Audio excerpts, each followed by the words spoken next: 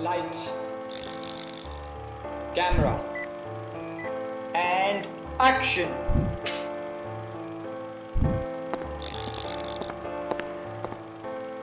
Cut. Imagine being a brown kid, and one day you walk up to your parents and you say, Mom, Dad, I think I figured out what I want to do for the rest of my life. I'm going to say jokes and make people laugh.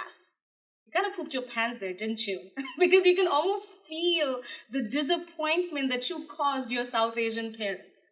But aren't you glad that these guys did that? Because today we can boast of the fact that New York Comedy Festival has an entire Desi lineup because these guys stood up for their passion. So please help me welcome Alingan Mitra, Tushar Singh, and Akash Singh. Guys, welcome to Brown Girl and JokerFace. We can't wait to hear your stories.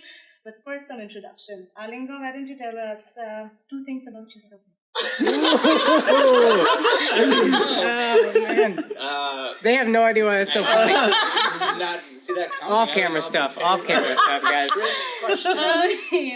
2 things about myself. Yeah. One has to be an interesting fact about you. An interesting fact about me. Wait, why don't we do 2 things for each other? I'll do 2 things. We'll do 1 thing each for each other. Yeah. All right. So for Alingan, interesting thing about him, he went to Harvard. Ooh, Harvard. Smart man. Ladies. About Alingan.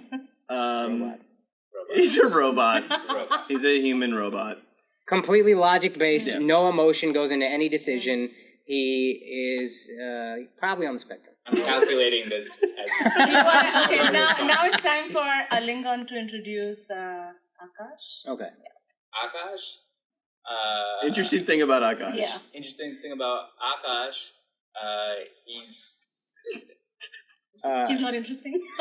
5'7", raw steel sex appeal. Akash, you cannot just take the conversation. And Okay, make it sorry. Play by the rules, man. Sorry. Yeah. He was struggling. He's got green eyes. Oh, okay, good. And Tushar, you want to introduce him? 1 thing about me, buddy, go. He's really black. He's our black comic. I know. I wanted you to say it, but he's black. All right, now Akash. Now let's introduce Tushar. Right here. Tushar has an Instagram page that is just pictures of old people. It's called Depressing with 3 S's. Depressing. Oh my God, and if you look at it, it's all incredibly beautiful, candid shots of old people because he says he's fascinated by death. Yeah. And then he gives them names. He just names all of them. I don't get their permission. I don't get their permission either. So you just, without permission, take old people's pictures. Yeah, 30,000 followers. It's real weird. We want them to come to your show, we don't want to freak them out, just letting you know. No, old people should come to the show. Yeah, I'll take a picture of them during the show. Look at the page and then imagine how good he'd be at taking your picture with permission. True. And what about, do you have something to... Tushar, I think he's 6'4", but he's got the body language of 5 chicks. Yeah, he acts like I should act. Yeah. I do have reverse Napoleon complex. Yeah. That got too literate, but let's just bring it down a notch. Okay, so first thing I want to ask you, I'm going to start off with a very obvious question. That is, the first requisite of being a stand-up comedian is that you need to be funny, right? So it's a 2-part question. I think Alingan kind of disagrees, but we're gonna let that flow. So the first part of the question is, when did you discover that you're funny? And 2, when did you think that you're funny enough to be a stand-up comedian? Alingan. Funny? I'm still... Well, I still think it's different being funny in person versus funny on stage. I think there are people who aren't funny in person who can be funny on stage and just telling jokes. I used to do oral reports for book reports, and it would just come naturally to get laughs from that. So I think that's where I got a sense that maybe I can perform. Oh, so through oral reports back in school? Yeah, oral reports. We had a public speaking contest. I used to do that. That's interesting. Was that the Harvard path? Isn't that it? Comedy? That's what I wanted to say. True. What about you, Tushar? Did you find that out? I was a really fat kid, so I just kind of had to build some reason for people to interact with me. Yeah. And then I would never be publicly funny. I would always be whispering stuff to whoever's next to me about what's going on. So I made some people laugh during class, and we got in trouble, and that's. But I'm still trying to find out why was being fat important or not. I mean, No, that was just a completely That separate was just part. like Because as a No, context. yeah, no, I was a fat kid too, so that's part of it. As a fat kid in like elementary school, middle school, high school, you still got to get people to like you. Yeah. So that's for a lot of times overweight people. That's like their thing. That's Their I'll thing. be funny. So overweight and being funny has a positive correlation. Yes, According yes. people are funny. We're getting too academic. They're and you jolly, you know? Made this into a That's formula. Yeah. I know, I really did make it a formula. So if you want to become a comic, gain a lot of weight. Gain a lot of weight, just like eat those Oreos, man, all day. Before we move on to the second segment, because I want to focus on ABDCs, I'm very curious to know, because it's a very non-traditional field that you guys have selected, and it's not enough to disappoint our South Asian parents. You also have challenges in and of itself to be a stand-up comedian. So, Alingon, what was the biggest challenge or hurdle that you had to overcome?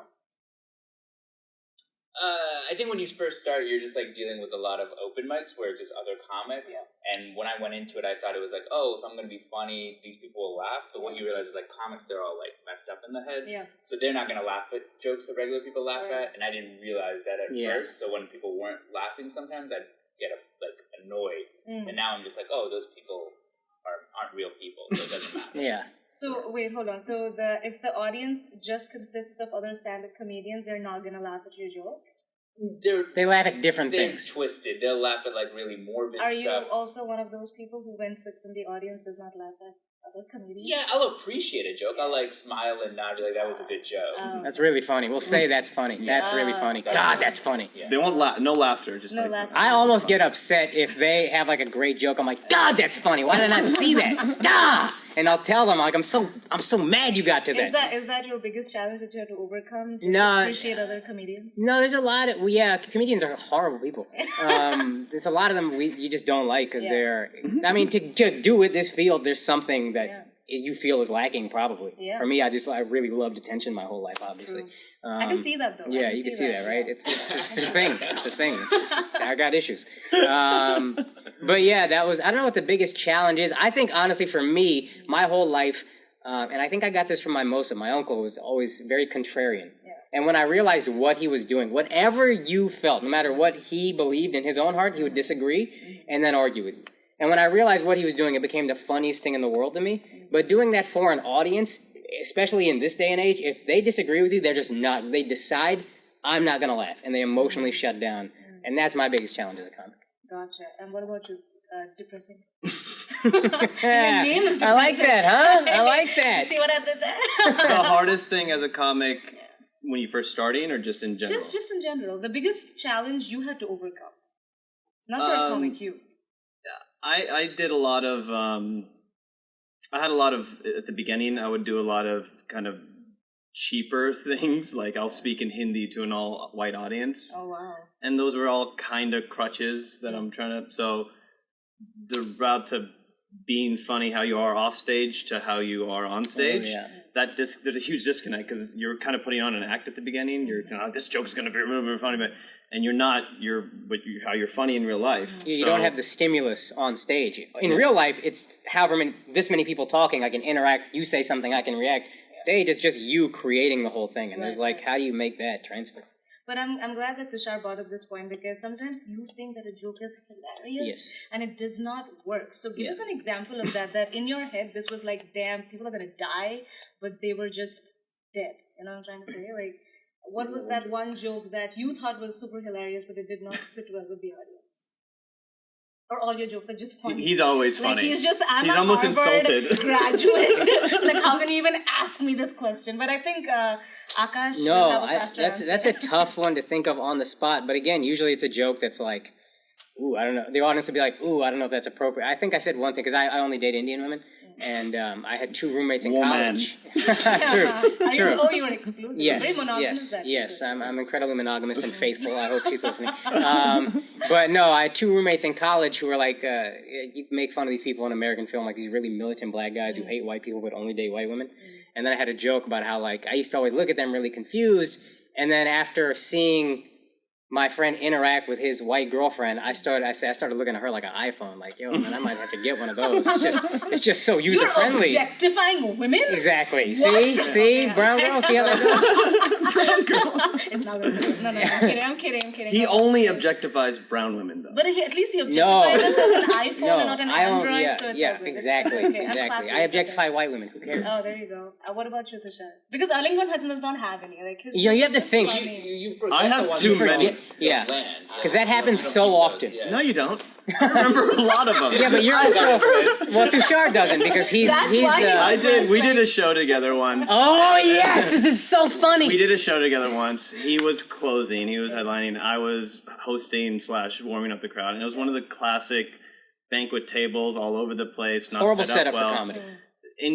Classic Indian uncle and auntie show. Tell us a joke like that. And no, but we were there for jokes, Oh, so okay, they that's They like, brought us put in, up- but they don't. Nobody respects what we do as like a craft or an Yeah, art or something yeah, that requires yeah. the proper environment. Yeah. They just throw you in any room. Right. It could be a cave where no one could see you, and one person is here and the next person 1,000 feet away. And they're like, just be funny, just make us laugh. Yeah, they don't think anything beyond. Yeah. Anyway, So right before the show, I ran a joke by him.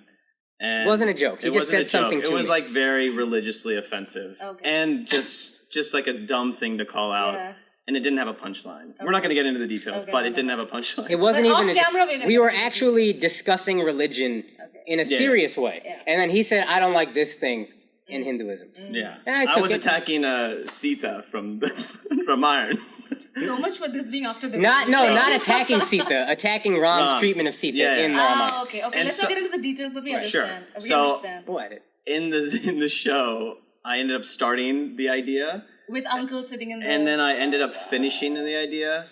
And while it was happening, I looked him dead in the eye. I was like, I cannot believe I just said that. I am horrified. I am horrified because I heard him say it in the train, and normally if you're a comic, you will say something funny after Right. that's Yeah, the yeah. joke on It the was train, missing. or he'll say like, can I make that funny, and we'll talk it out. He just said the sentence, and then he went, and it wasn't funny, it was just a sentence, and then he went to, it was just an opinion, not even a fact, an opinion. I don't like bagels. It was like that. And then you just go on stage and you just go, I don't like bagels. Right, guys? And then there's nothing about it that's funny. You just said it, and then I was just looking at him waiting for him to have the, I don't like bagels because here's the funny No, thing. that's not. And he just looked, I don't like bagels. And then the whole crowd just sat in that, and then we're just kind of staring at each other like, what made you think this would work?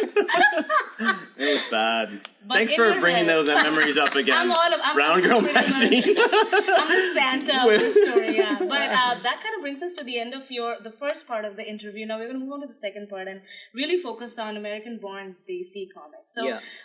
it's not like you were BFFs before. I don't know if you were, but how did you guys discover each other? Yeah, we all knew each other. Yeah. And then Tushar and I are close, and Lingan and I have written together like multiple times. I think he's a very funny comedian. And then one time, us two were hanging out with another two friends, and we just talked at a Whole Foods in Columbus Circle, just sat there for like 3 hours. And I was like, yo, let's just meet up once a week and write. We can meet up right here once a week. Let's just come together and write. We brought in a Lingan because we thought he was really funny. We brought in the fourth, Casey Aurora, because we thought he was really funny. And then from that writing session every week, we just got along. And then I think Lingan and Casey were both like, look, we should do a show. And then from there it grew. We did the Stress Factory first. We did Caroline's, which Lingan did a ton of the marketing on our last Caroline show. great, Did a lot of the heavy lifting. Yeah. And then we just try to make it a thing since then. What's the big picture for ABDC? Where do you see it going? What's the vision? I think we'd let. Oh, this is no yes. consensus. Yeah. no Oh consensus. yeah, hey, you better not take my answer, man. I think I would like for the show to build, hopefully do some touring of the show, try and film a special or something so that we can put that out for a platform that other people around the world could take a look at, and then we could take the show elsewhere around the country and around the world. You go ahead, buddy. A different. I'll take his answer. You're gonna pretty steal much. from the Harvard guy? We want to. Such a sellout. That cat reference now. All right. Yeah, I mean, it's we want to produce more shows and keep it going, and if we can, take it on the road and see if we can package it up in a way that we can put it online somewhere where people can consume it. So. What about you? Yeah, I guess essentially that. Just a more concrete example, I guess. If you ask me what my dream would be for this show, basically a Desi blue-collar comedy tour. Like, aside from what the jokes are, just that. Blue-collar. Yeah, just it became movies and shows, and like these four comics became a thing. Like, you can go watch. So there was a blue-collar comedy tour. Or like the Kings of It Comedy. was like, Or like- four comedians going out together and just basically it was like a huge. Was it like an Axis of Eve? Same, yeah. Funny, or what was it? Axis of Evil, Axis yeah. of Evil, yeah, something like that. Sir. Great. As you can see, this is a Sukhi Parivar that we have with us today. And now the last segment, you're kind of getting in touch with your feminine side because I'm going to give you pink. Of course. Pink. I got no problem. Love it. Stereotyping. Love but, it. You do you, girls. Gender is a construct, ma'am. Mem sab. Oh my god, look at you. Not so depressing anymore. Alright, so the first question. You are born funny. You cannot learn to be funny.